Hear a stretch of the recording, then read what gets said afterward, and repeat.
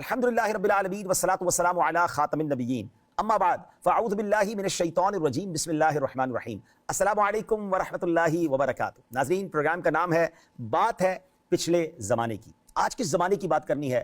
آج کا واقعہ بڑا ہی امیزنگ ہے۔ یہ واقعہ ہے امیر المومنین حضرت عمر فاروق اعظم رضی اللہ تعالیٰ عنہ کے دور کا، جب یمن میں ایک نہر کی کھدائی کے دوران مزدوروں کو ایک نوجوان کی لاش ملی۔ حیرت کی بات یہ تھی کہ اس کا ہاتھ اس کے سر کے ایک زخم پر رکھا ہوا تھا، اور جب لوگوں نے زبردستی وہ ہاتھ ہٹایا تو وہاں سے تازہ خون ابل پڑا۔ وہ ہاتھ چھوڑتے ہی دوبارہ زخم پر جا لگا۔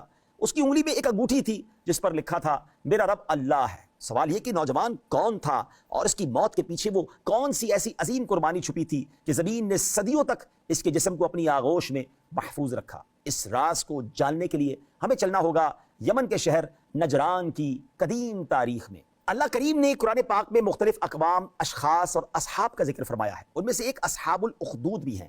ان کے واقعے کو اللہ کریم نے قرآن مجید میں یوں بیان فرمایا ہے، قتل اصحاب الاخدود النار ذات الوقود اذ هم عليها قعود وهم على ما يفعلون بالمؤمنين شهود۔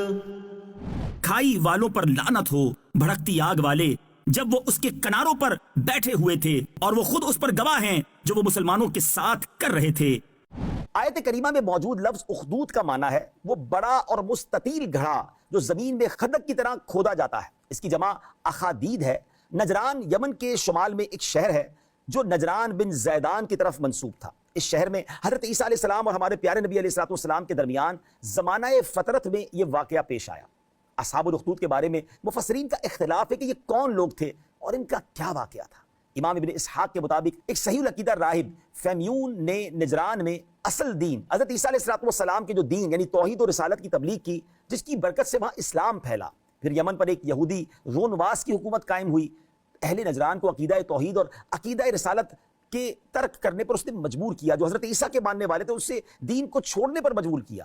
دین نہ چھوڑا تو اس نے خندق کھدوائی، اس میں آگ جلائی، اور جس بھی مومن نے اپنا دین چھوڑنے سے انکار کیا اس کو اس نے آگ میں جلا دیا۔ اور دنواس اور اس کے ساتھی خندق کے پاس بیٹھے ایمان والوں کو زندہ جلتا دیکھتے رہے، یہاں تک کہ انہوں نے 20,000 اہل ایمان کو شہید کر ڈالا۔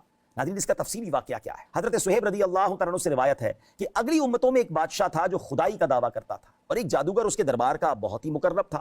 ایک دن جادوگر نے بادشاہ سے کہا میں اب بوڑھا ہو چکا ہوں، لہذا تم ایک لڑکے کو میرے پاس بھیج دو تاکہ میں اس کو اپنا جادو سکھا دوں۔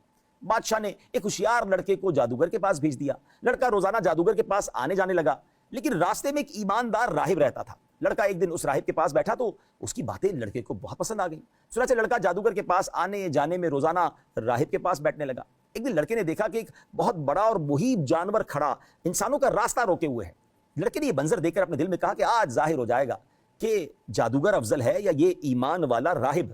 چنانچہ لڑکے نے ایک پتھر اٹھا کر دعا مانگی، اے اللہ عز و جل، اگر تیرے دربار میں یہ مذہب جادوگر سے زیادہ مقبول اور محبوب ہو تو اس جانور کو اسی پتھر سے ہلاک فرما دے۔ یہ دعا کر کے لڑکے نے جانور کو اس پتھر سے مارا۔ یہ تو بہت چھوٹا سا پتھر تھا مگر اتنا بڑا جانور قتل ہو کر مر گیا اور لوگوں کا راستہ کھل گیا۔ لڑکے نے راہب سے پورا واقعہ بیان کیا تو اب راہب نے کہا، اے لڑکے، خدا عز و جل کے دربار میں تیرا مرتبہ بلند ہو گیا ہے، لہٰذا اب تو ان قریب امتحان میں ڈالا جائے گا، لیکن دیکھو میرا پتہ نہ بتانا کسی کو، امتحان کے وقت صبر کرنا۔ اس کے بعد یہ لڑکا اس قدر صاحب کرامت ہو گیا کہ اس کی دعاؤں سے مادرزاد اندھے اور کوڑی شفا پانے لگے۔ رفتہ رفتہ بادشاہ کے دربار میں اس کا چرچا ہونے لگا تو بادشاہ کا ایک بہت ہی مقرب ہم نشین جو کہ اندھا ہو گیا تھا، اس لڑکے کے پاس بہت سارے گفٹ لے کر، تحفے لے کر آیا اور اپنی بصارت کے لیے، اپنی آنکھوں کے لیے دعا کا طالب ہوا۔ لڑکے نے کہا کہ اگر تو اللہ تعالیٰ پر ایمان لے آئے تو میں تیرے لیے دعا کروں گا۔ اب مرتا کیا نہ کرتا، ایمان لے آیا۔ لڑکے نے اس کے لیے دعا کر دی اور وہ آنکھ والا ہو گیا۔ بادشاہ کے دربار میں خوشی خوشی گیا تو بادشاہ نے پوچھا تمہاری آنکھوں میں بصارت کہاں سے آ گئی؟ تو اس بادشاہ کے وزیر نے کہا میرے رب نے مجھے بصارت عطا فرمائی ہے۔ اب بادشاہ غضبناک ہو گیا، کہا میرے سوا تمہارا کوئی رب نہیں ہے؟ اس نے کہا ہاں میرا رب اللہ تعالیٰ ہے، وہ میرا اور تیرا دونوں کا رب ہے۔ بادشاہ نے اب اس کو طرح طرح کی سزائیں دے کر پوچھا کہ یہ سب کس نے بتایا تمہیں؟ اس نے لڑکے کا نام لے لیا، لڑکے کو بلایا گیا، بڑا مارا پیٹا گیا، اس نے راہب کا نام بتا دیا۔ بادشاہ نے اب راہب کو گرفتار کیا، اس سے کہا کہ اپنا عقیدہ چھوڑ دو، مگر راہب نے صاف صاف کہہ دیا کہ میں اپنے اس عقیدے پر آخری دم تک قائم رہوں گا۔ یہ سن کر بادشاہ آگ بگولا ہو گیا اور اس نے راہب کے سر پر آرا چلوا کر اس کے 2 ٹکڑے کر دیے۔ اس کے بعد بادشاہ نے اپنے مقرب ہم نشین کے سر پر بھی آرا چلوا دیا۔ اللہ اکبر، 2 ٹکڑے ہو گئے مگر ایمان نہ چھوڑا انہوں نے۔ اب بادشاہ نے اس لڑکے کے بارے میں حکم دیا کہ اس کو پہاڑ پر لے جا کر اوپر سے لڑکا دو تاکہ یہ پہاڑ سے گر کر مر جائے۔ سپاہی پکڑ کر پہاڑ پر لے گئے، مگر آپ نے سنا ہوگا ناظرین، وہی ہوتا ہے جو منظور خدا ہوتا ہے، جسے اللہ رکھے اسے کون چکھے۔ اس لڑکے نے اس پہاڑ پر جا کر اللہ سے دعا کی، زلزلہ آیا، سارے سپاہی پہاڑ سے گر گئے اور لڑکا صحیح سلامت بادشاہ کے سامنے آ گیا۔ بڑا غصہ آیا، کہا اس کو سمندر میں لے جا کے غرق کر دو۔ پھر دعا کی، کشتی غرق ہو گئی، سب سپاہی ہلاک ہو گئے۔